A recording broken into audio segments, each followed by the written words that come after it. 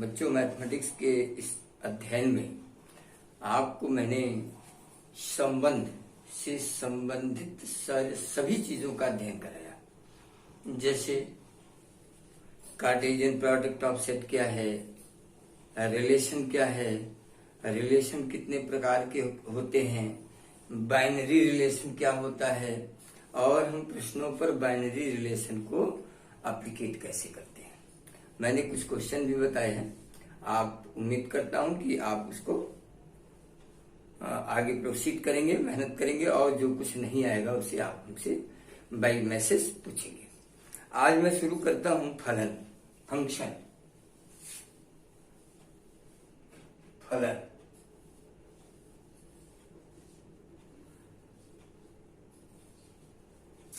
Function, फलन क्या है? यदि किसी आरिक्त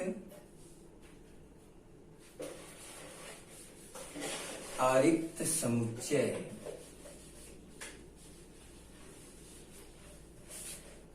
ए के अवयवों को किसी संबंध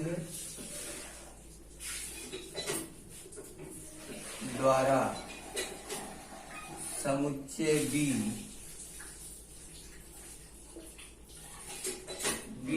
के अद्वितीय अवयवों से संबंधित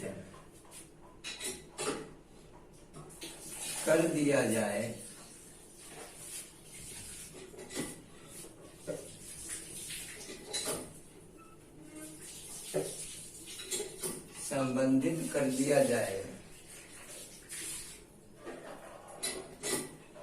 तो इस प्रकार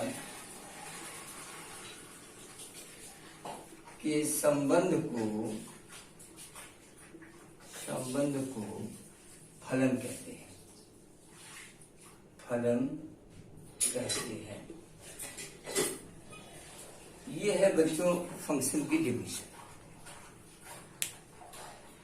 आप इस परिभाषा को पढ़ेंगे तो ये डिफिनेशन एक्सप्लेन करती है कि function is also kind of relation. Function भी एक प्रकार का संबंध है, और वह संबंध है जिसमें एक शर्त है। शर्त क्या है? समुच्चय ए के अवयवों का समुच्चय बी के अद्वितीय अवयवों से संबंध हो।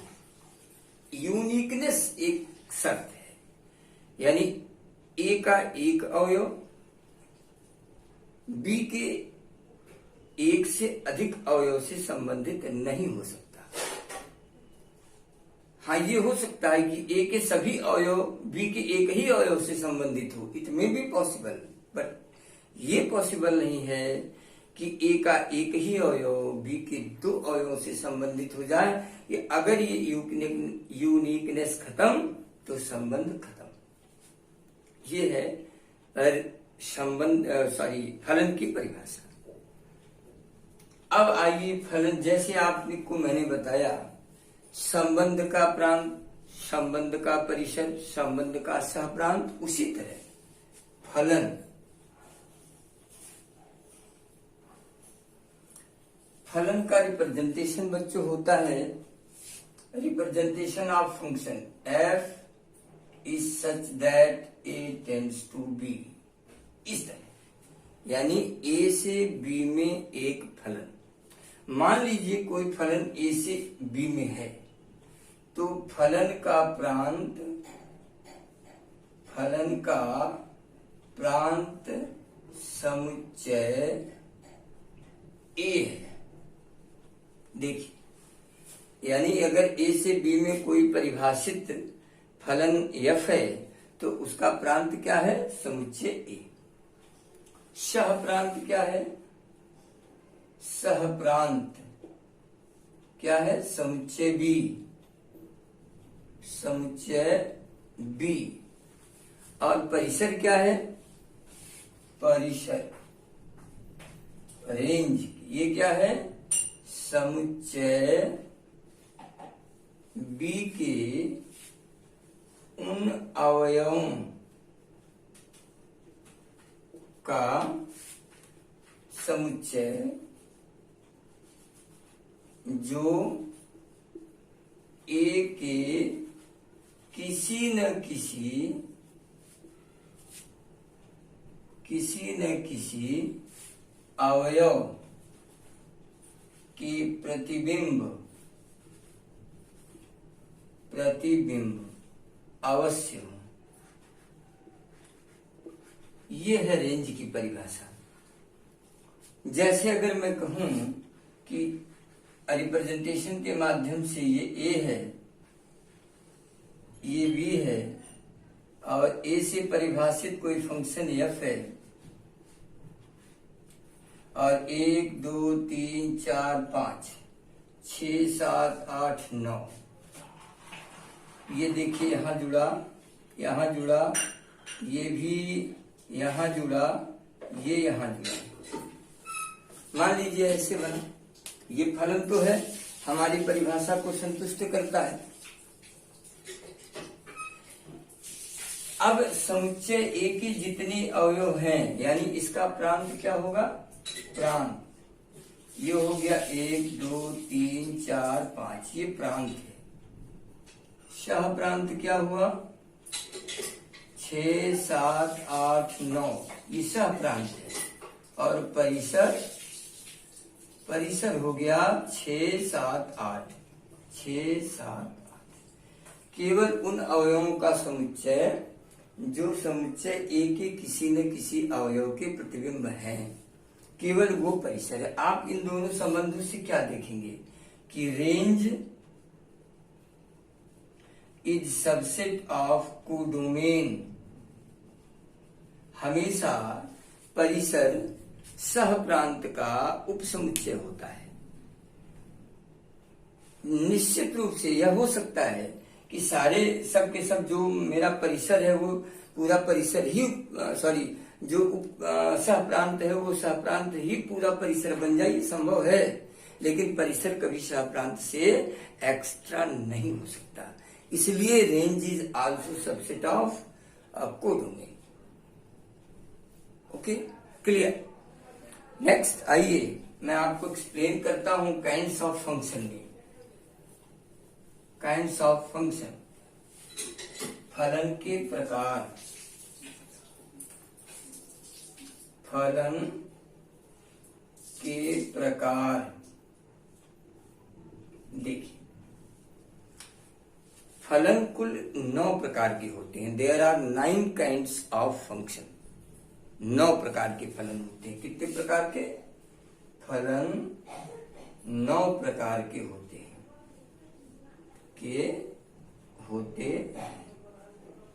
कौन कौन से? एकैकी फलन पहला। नंबर 2 आच्छादक फलन। नंबर 2 बहुएक फलन।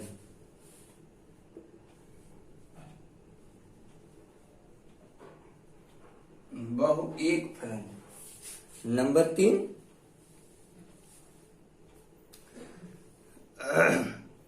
नंबर 4 अंतःक्षेपी फलन। अंतःक्षेपी फलन।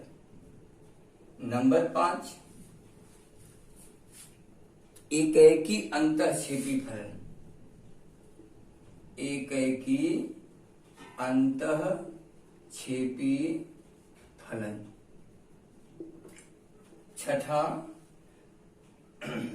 छठा है आपका एकैकी आच्छादक फलन। एकैकी आच्छादक फलन। 7वां बहुएक। अगला है बहुएक अंतःक्षेपी फलन। बहुएक अंतःक्षेपी फलन। 8वां है बहुएक आच्छादक फलन। आच्छादक फलन। और बच्चों 9वां होगा प्रतिलोम फलन। प्रतिलोम फलन ये है कुल 9 प्रकार के फलन। कॉपी में आप नोट कर लीजिएगा, ये कुल 9 प्रकार के फलन है। और आपको इन 9 प्रकार के फलनों को स्टडी करना है। डेफिनेशन के साथ साथ ऑपरेटिंग सिस्टम भी हमारे न्यूमेरिकल प्रॉब्लम में कैसे हम ऑपरेट करेंगे वो सारी चीजें। तो आइए एक एक को हम एक्सप्लेन करते हैं। पहले आइए एक एक फलन। एक फलन में आइए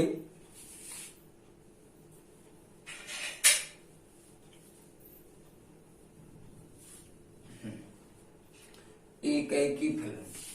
पहला एक फलन, बहुत आसान सी डिफिनेशन। यदि कोई फलन इस प्रकार है a to b,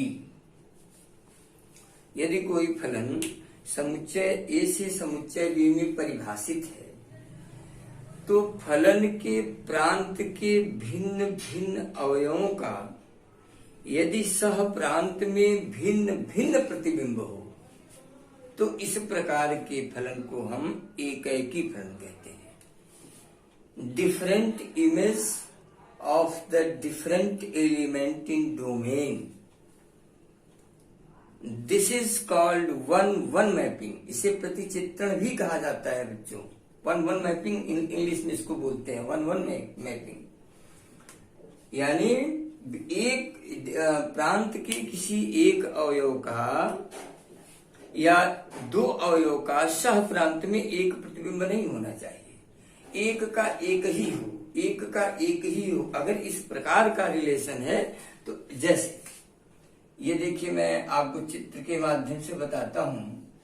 1 2 3 4 5 6 7 8, ये A है, ये B है, ये फंक्शन बना F है, और एक ये एकैकी है। देखिए ये एकैकी है, एकैकी प्रतिचित्रण या एकैकी फलन। प्रतीकात्मक रूप से यदि x1 x2 is element of A and fx1 is not equal to fx2, so x1 is not equal to x2. fx1 means y, यानी ये दोनों बराबर नहीं हो सकते x1 x2 के लिए। और यदि fx1 इक्वल टू fx2 है, तो ये सिद्ध होगा कि x1 बराबर x2। ये एकैकी फलन का कॉन्सेप्ट है, जिसे आप अपने न्यूमेरिकल प्रॉब्लम में इस 2 लाइन का उपयोग करेंगे। बाकी तो डिफिनिशंस है, समझने के लिए सारी चीजें हैं, लेकिन आप इसका उपयोग करेंगे। नंबर 2 आइए बहु एक फलन, मेनी वन मैपिंग। बहु एक फलन, बहु एक फलन, ये है मेनी वन मैपिंग आप कह सकते हैं। मैपिंग ये क्या है? शब्द से ही लगता है कि यदि किसी फलन के प्रांत के या फिर such that a tends to be, अगर कोई फलन है तो फलन के प्रांत के 2 या 2 से अधिक अवयवों का सह प्रांत में एक ही प्रतिबिंब हो, एक ही इमेज हो, तो इस प्रकार के फलन को हम बहु एक फलन बोलते हैं। जैसे देखिए, ये है प्रांत और ये है सह प्रांत। हमने फंक्शन बनाया, a है b है, a b c d e f g h हमने बनाया एक, और हमने इसी को यहां भी बना दिया। ये देखिए, ये बहु एक फलन हो गया, यानी 2 या 2 से अधिक अवयवों का सह प्रांत में एक ही प्रतिबिंब हो जाए, तो इस प्रकार के फलन को हम क्या बोलते हैं? बहु एक फलन बोलते हैं। बच्चों क्या बोलते हैं?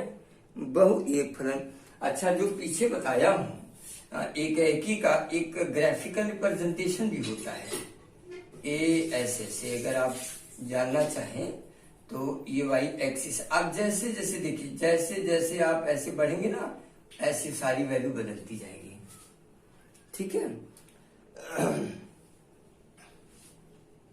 चलिए, और इसका मान लीजिए x1 x2 is element of ए, और इसके लिए fx1 बराबर fx2, जबकि x1 इज नॉट, ये दोनों बराबर नहीं है, लेकिन इसके लिए ये दोनों, जैसे देखिए a और b दोनों का fx1 और fa और fb दोनों क्या है, e है, दोनों एक ही वैल्यू को रिप्रेजेंट करते हैं।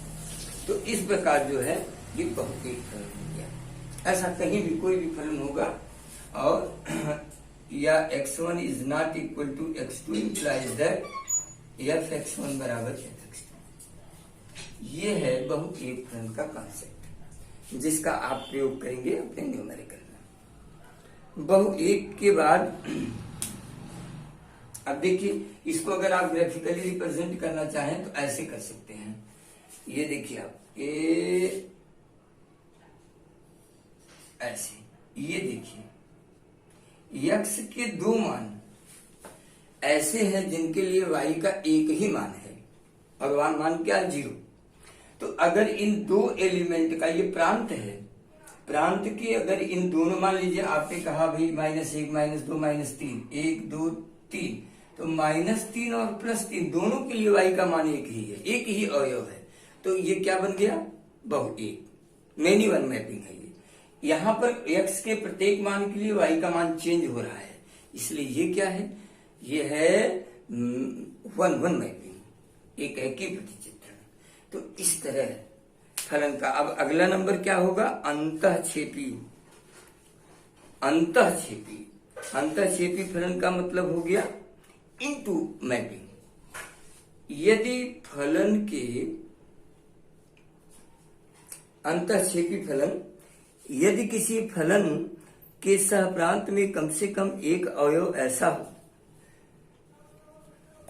यदि किसी फलन के सहप्रांत में कम से कम एक अवयव ऐसा हो जो प्रांत के किसी भी अवयव का प्रतिबिंब न हो। जैसे यहां देखिए, ये इसके किसी भी अवयव का प्रतिबिंब नहीं है, तो इस प्रकार के फलन को हम क्या कहते हैं, अंतःक्षेपी फलन कहते हैं।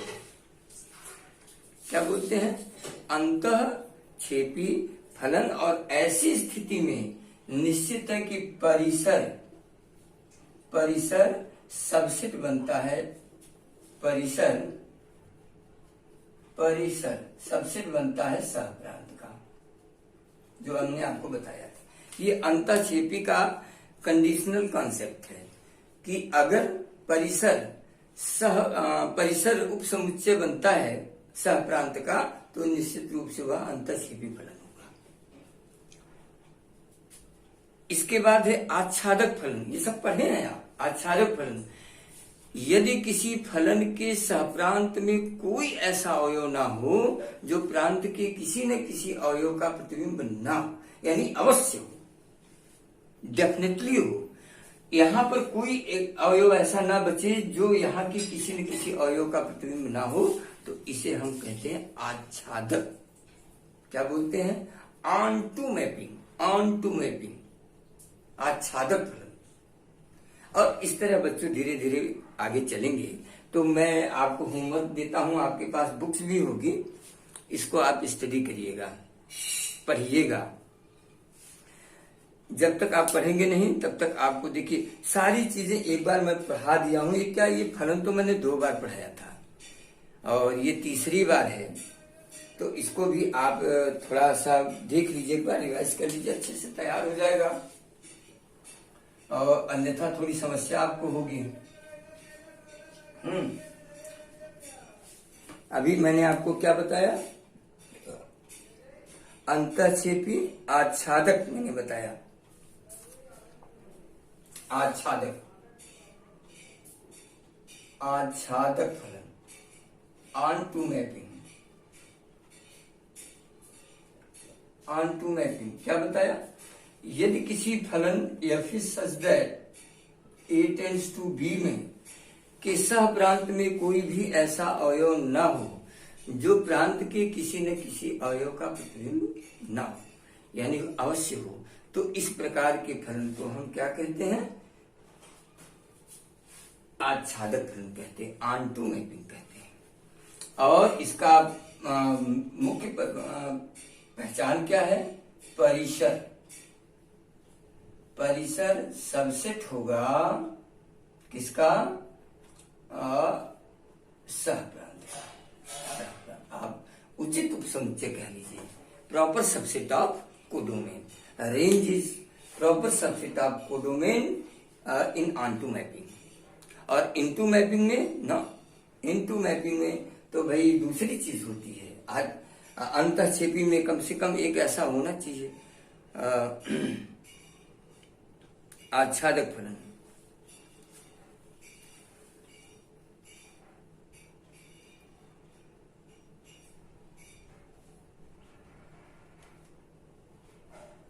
ये देखिए थोड़ी सी डेफिनेशन गलत हो गई है भाई, गर्मी ज्यादा ही है। आच्छादक फलन में ये देखिए, आच्छादक फलन में सारे यानी सहप्रांत का पूरा अवयव किसी न किसी, यानी यहां पर हो जाता है परिसर। एक लाइन केवल परिसर ये बनता है, या बराबर कह सकते हैं आप सहप्रांत। सहप्रांत थोड़ा सा मिस्टेक हो गया है, इसको थोड़ा सा आप सही कर लीजिएगा। जितना सहप्रांत है पूरा का पूरा क्या बन जाता है? परिसर। ये किसमें? आच्छादक में। और अंतःक्षेपी में प्रॉपर सबसेट बनता है। तो यहां तक आज मैंने बताया है, फिर कल आगे मैं एक्सप्लेन करूंगा अगले वीडियो में। आप लोग इसको पढ़ते रहिए और समझते रहिए, समस्या अपनी कहते रहिए। धन्यवाद।